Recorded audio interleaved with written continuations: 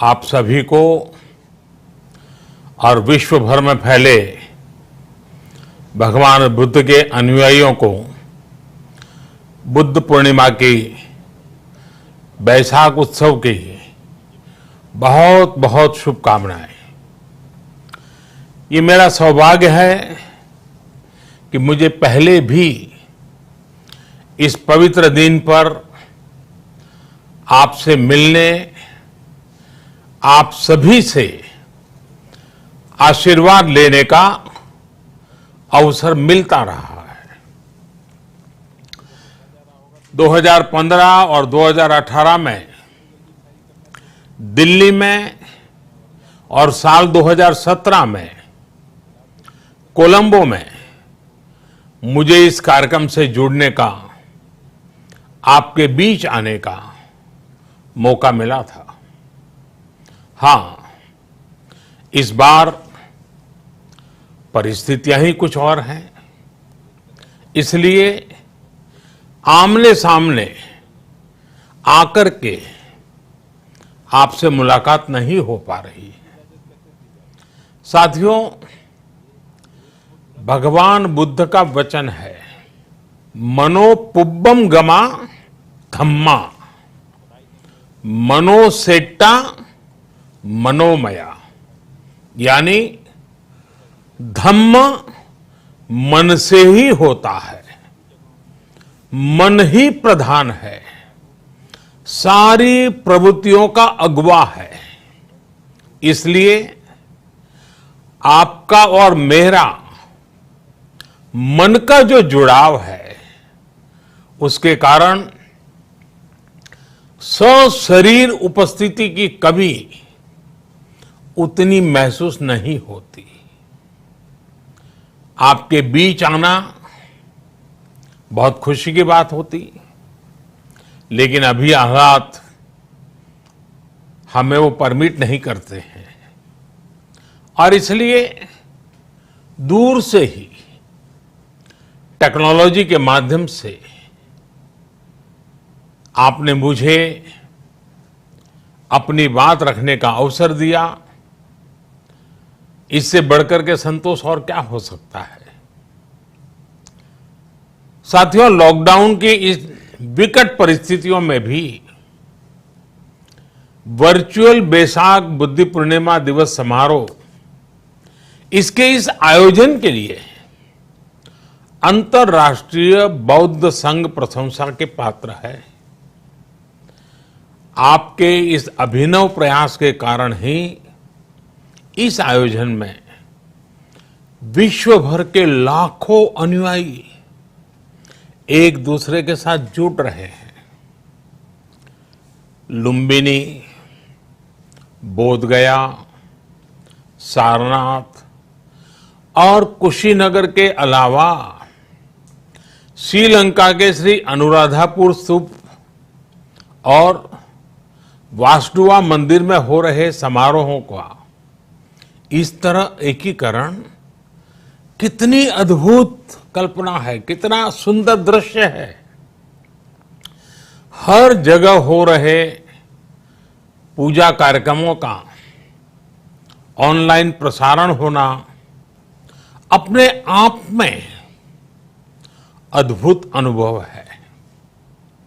आपने इस समारोह को कोरोना वैश्विक महामारी से मुकाबला कर रहे पूरी दुनिया के हेल्थ वर्कर्स और दूसरे सेवा कर्मियों के लिए प्रार्थना सप्ताह के रूप में मनाने का संकल्प लिया है। करुणा से भरी आपकी इस पहल के लिए मैं आपकी सराहना करता हूं। मुझे पूरा विश्वास है कि ऐसे ही संगठित प्रयासों से हम मानवता को इस मुश्किल चुनौती से बाहर निकाल पाएंगे, लोगों की परेशानियों को कम कर पाएंगे। साथियों, प्रत्येक जीवन की मुश्किल को दूर करने के संदेश और संकल्प ने भारत की सभ्यता को, संस्कृति को हमेशा दिशा दिखाई है।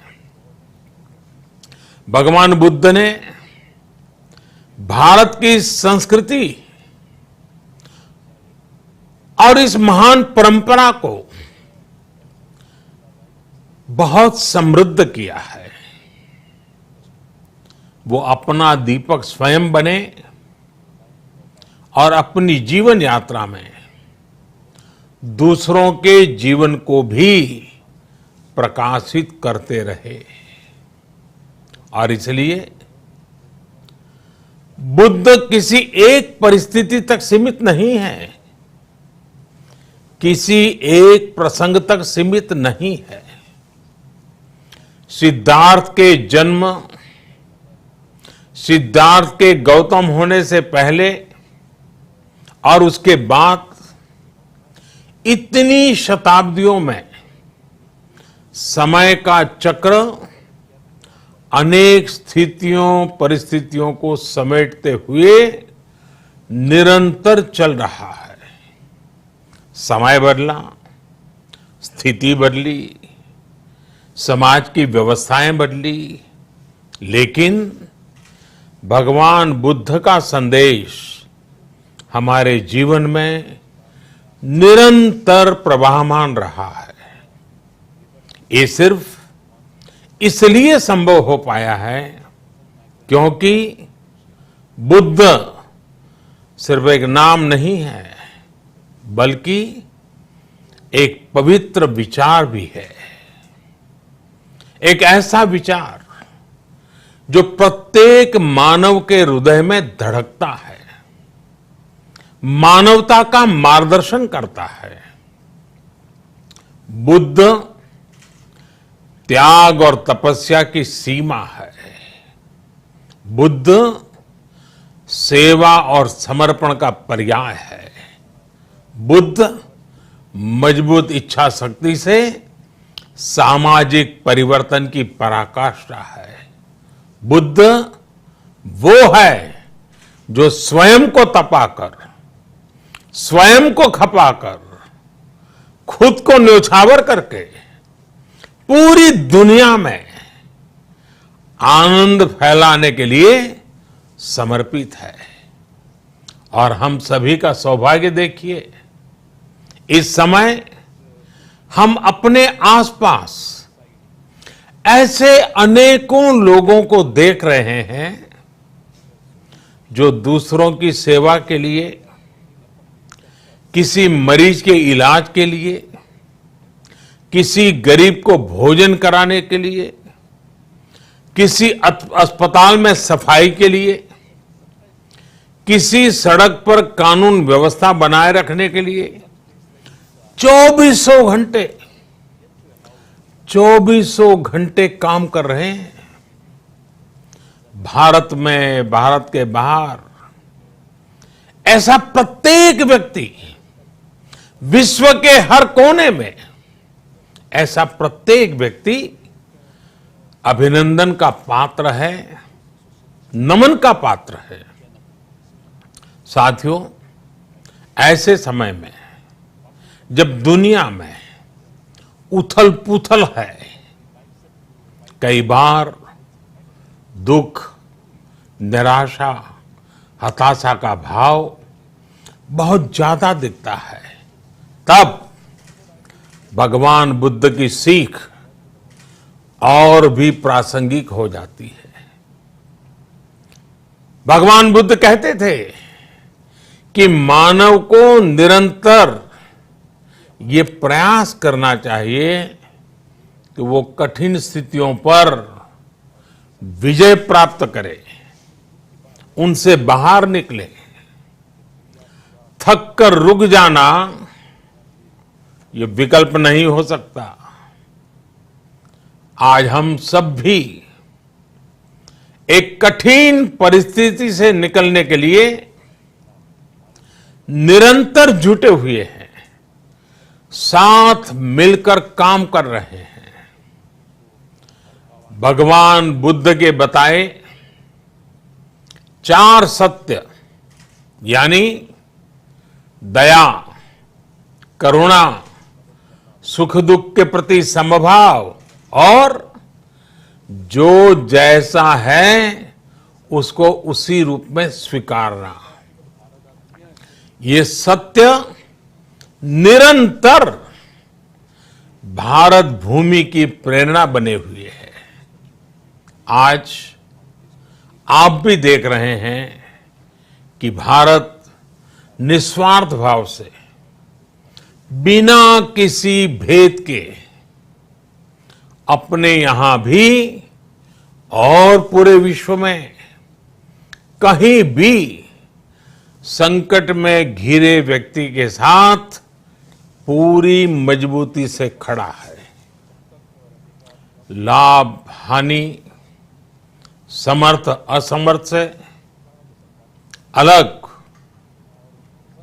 हमारे लिए संकट की ये घड़ी सहायता करने की है। जितना संभव हो मदद का हाथ आगे बढ़ाने की है। यही कारण है कि विश्व के अनेक देशों ने भारत को इस मुश्किल समय में याद किया और भारत ने भी हर जरूरतमंद तक पहुंचने में कोई कसर नहीं छोड़ी है। भारत आज प्रत्येक भारतवासी का जीवन बचाने के लिए हर संभव प्रयास तो कर ही रहा है, अपने वैश्विक दायित्वों का भी उतनी ही गंभीरता से पालन कर रहा है। साथियों, भगवान बुद्ध का एक एक वचन, एक एक उपदेश मानवता की सेवा में भारत की प्रतिबद्धता को मजबूत करता है। बुद्ध भारत के बोध और भारत के आत्मबोध दोनों का प्रतीक है। इसी आत्मबोध के साथ भारत निरंतर पूरी मानवता के लिए, पूरे विश्व के हित में काम कर रहा है और करता रहेगा। भारत की प्रगति हमेशा विश्व की प्रगति में सहायक होगी। साथियों, हमारी सफलता के पैमाने और लक्ष्य दोनों समय के साथ बदलते रहते हैं, लेकिन जो बात हमें हमेशा ध्यान रखनी है वो ये कि हमारा काम निरंतर सेवा भाव से ही होना चाहिए। जब दूसरे के लिए करुणा हो, संवेदना हो और सेवा का भाव हो तो ये भावनाएं हमें इतना मजबूत कर देती हैं कि बड़ी से बड़ी चुनौती से आप पार पा सकते हैं। सुप्पबुद्धम पबुज्जन्ति सदा गौतम सावका, यानी जो दिन रात हर समय मानवता की सेवा में जुटे रहते हैं वही बुद्ध के सच्चे अनुयायी हैं। यही भाव हमारे जीवन को प्रकाशमान करता रहे, गतिमान करता रहे। इसी कामना के साथ आप सभी का बहुत बहुत आभार। इस मुश्किल परिस्थिति में आप अपना, अपने परिवार का, जिस भी देश में आप हैं वहां का ध्यान रखें, अपनी रक्षा करें और यथासंभव दूसरों की भी मदद करें। सबका स्वास्थ्य उत्तम रहे, इसी मंगल कामना के साथ मैं मेरी वाणी को विराम देता हूं। धन्यवाद। सर्वमंगलम।